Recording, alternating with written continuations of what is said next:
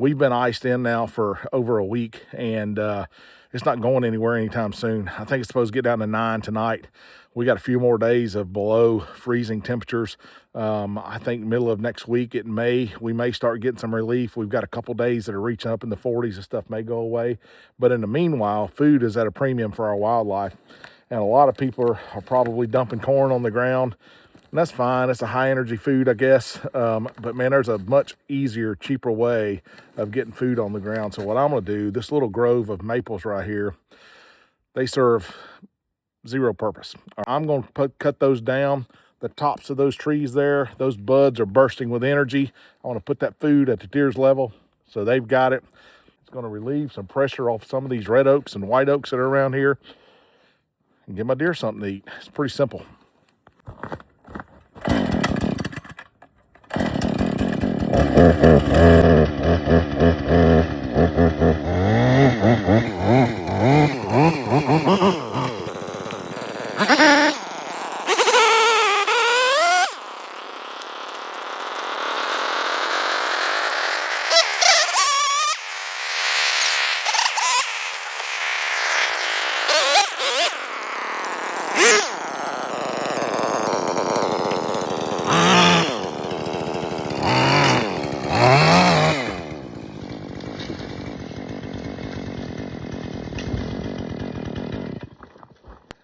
All right, that took a little more effort than I had hoped for, but let's just walk over here and I'll show you what we're talking about here.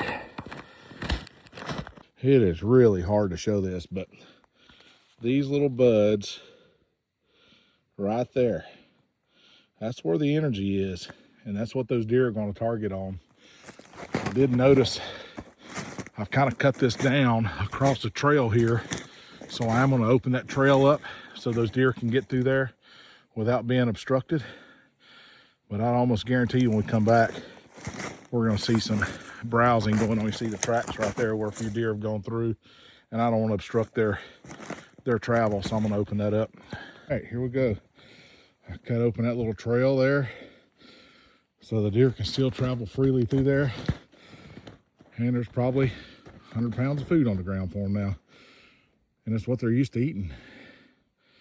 So that's that. I'm gonna cut down a few more. All right, I'm back in the truck trying to get warmed up. I cut down another 15 or 20 trees up to, you know, from about yay big around up to about 8 or 9 inches. Mostly maples, but I did cut down several oaks as well and accomplished a few things. All right, we talked about the buds on those trees being, you know, a really valuable food source this time of year when everything else is under the snow. And to be honest, the habitat just isn't that great on this property.